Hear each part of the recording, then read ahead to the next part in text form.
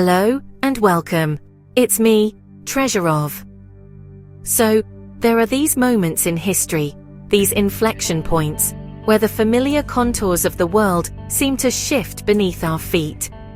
We often feel these shifts anecdotally. A friend gets a new job in a different state. A headline screams about layoffs. A country we thought we understood suddenly seems to be on a completely different trajectory. And while those personal stories are profoundly important, today we're going to step back and look at the bigger picture, using data to map these tectonic shifts in the global economy and the American job market. It's a way of turning that feeling of uncertainty into something a little more knowable, a little more understandable. All the fascinating, and sometimes frankly astonishing data we'll be exploring today comes from our friends at Visual Capitalist and their incredible Voronoi app, which transforms complex information into beautiful, intuitive visualizations. We're going to embark on a data-driven exploration of some of the most significant economic stories of 2025. We'll start with a global perspective, looking at the productivity of the world's 30 largest economies, which reveals some genuinely surprising winners and losers. It's a story that challenges a lot of our preconceived notions about economic power. From there, we'll zoom into the United States to dissect the dramatic shifts happening in the job market. We'll look at which industries are facing the most significant job cuts and try to understand the forces driving those changes. And finally, we'll follow the people. We'll examine the data on where Americans are moving, tracing the lines of migration across the country, and exploring the push and pull factors that are reshaping the demographic map of the nation. It's a lot to cover, but by looking at these threads together, we can start to weave a more coherent narrative about the world we're living in right now. So, let's get started. So, let's begin with a concept that sounds kind of dry, but is actually the engine of economic prosperity: productivity. Specifically, we're talking about GDP per hour worked. Think of it this way: it's not just about how much stuff a country makes, but how efficiently it makes it. It's a measure of economic health and potential, and when you rank the world's 30 largest economies by this metric from 2005 to 2025, the results are, well, they're kind of staggering. The chart, which you can see here, tells a story of divergence, of some nations leaping forward while others stagnate or even fall behind. It's a powerful reminder that the economic league tables we hold in our heads are often years, if not decades, out of date. At the very top of this list, we find a country you might not expect: Ireland. Its productivity growth is so exceptional, it almost looks like a data error. But it's not. Ireland's productivity has skyrocketed, largely due to its status as a global hub for multinational corporations, especially in tech and pharmaceuticals. These companies, attracted by Ireland's low corporate tax rates, often shift their profits there. This phenomenon, sometimes called leprechaun economics, inflates Ireland's GDP without a corresponding increase in hours worked by the local population, creating this massive productivity figure. It's a fascinating and controversial example of how global financial flows can dramatically warp national economic statistics. Now, let's turn our attention to the other end of the spectrum, to a story of almost unparalleled growth. Over the past 2 decades, China has seen a productivity surge of 340%. That number is almost difficult to comprehend. It represents the largest and fastest economic transformation in human history, lifting hundreds of millions of people out of poverty and fundamentally reshaping the global economic order. This incredible increase is the result of massive investment in infrastructure, technology, and manufacturing, turning China into the world's factory. While its growth is now slowing, this 2-decade period of hyper-productivity has cemented its position as a global superpower. But the story isn't all about growth. The data also reveals decline. Take Saudi Arabia, for instance, which has seen its productivity decrease over this period. This might seem counterintuitive for such a wealthy nation, but it's intrinsically linked to the price of its primary export oil. When oil prices fall, or when OPEC Plus agrees to production cuts to stabilize those prices, Saudi Arabia's GDP takes a direct hit. Since the number of hours worked doesn't necessarily decrease in lockstep, productivity per hour can actually go down. It's a stark illustration of the vulnerabilities of an economy that is heavily reliant on a single, volatile commodity, a challenge the kingdom is trying to address with its Vision 2030 diversification plan. Okay, so from the 30,000-foot global view, let's zoom into the American labor market in 2025. And the headline here is stark. Nearly 1.1 million job cuts have been announced so far this year. That is a significant number, and it speaks to a period of transition, and for many, acute anxiety.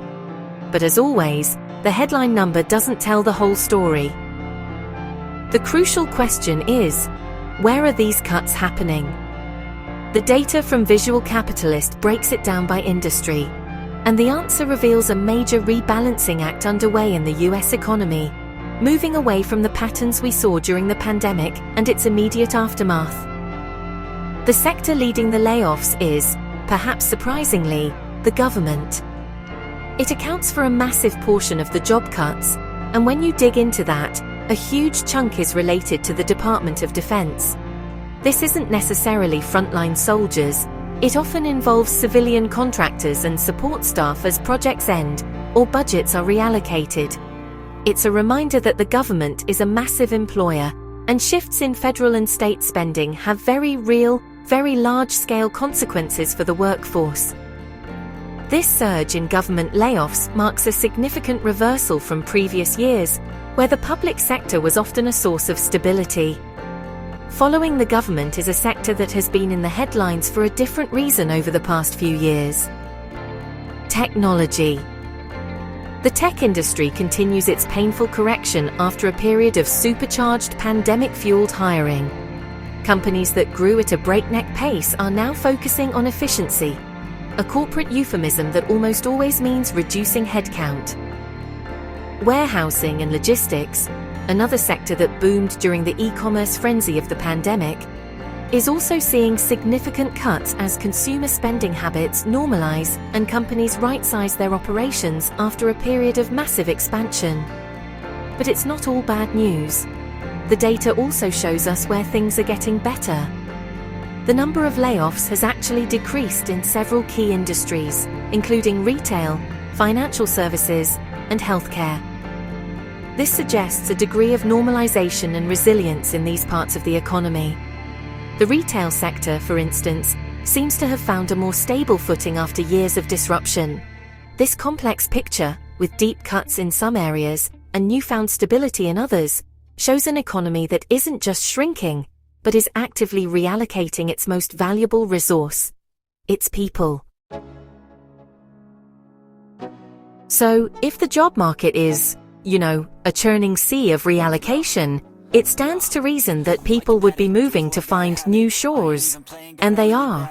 Our final dataset tracks state-to-state migration, basically following the moving vans to see where Americans are choosing to build their lives. This isn't just demographic trivia.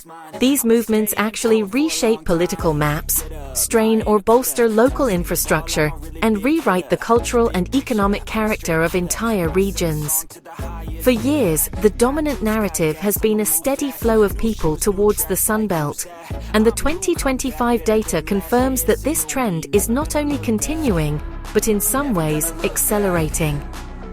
The top 3 states for inbound movers are, in order, Texas, Florida, and, this one might surprise you, California.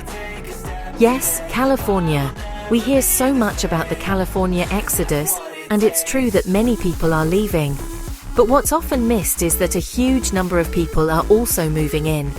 California remains a powerful magnet for dreamers, innovators, and those seeking opportunity, even with its high cost of living. It's a complex picture of churn rather than a simple story of abandonment.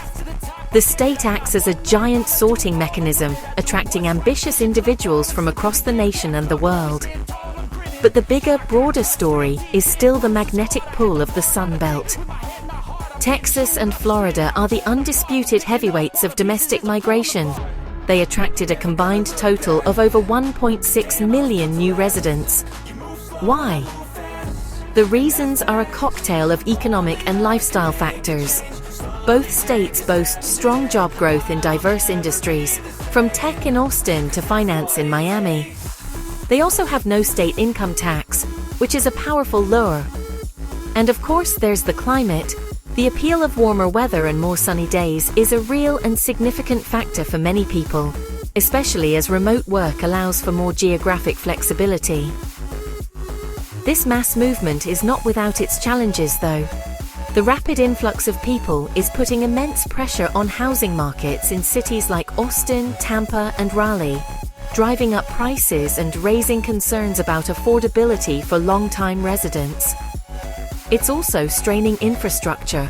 Roads, schools, and water systems are all struggling to keep pace with explosive population growth. This migration, then, is a double-edged sword for the receiving states.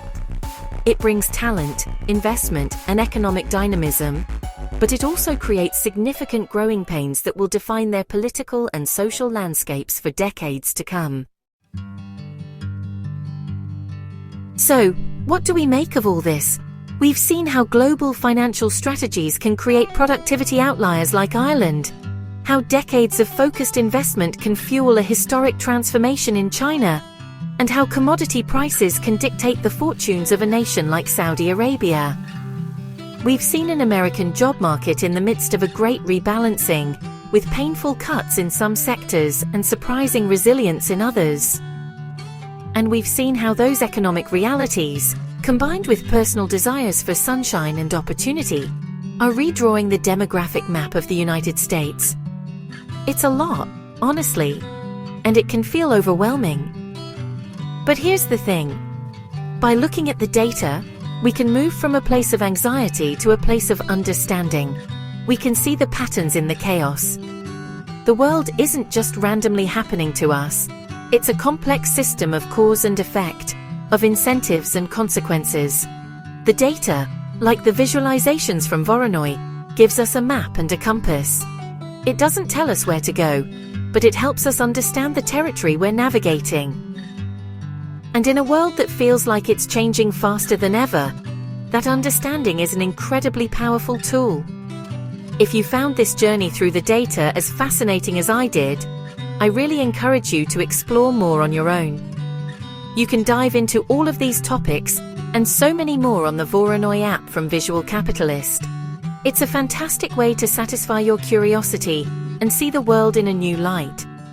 And of course, if you want to join us for more deep dives into the trends and forces shaping our world, please consider subscribing to the channel. We have so much more to explore together. Thanks for watching.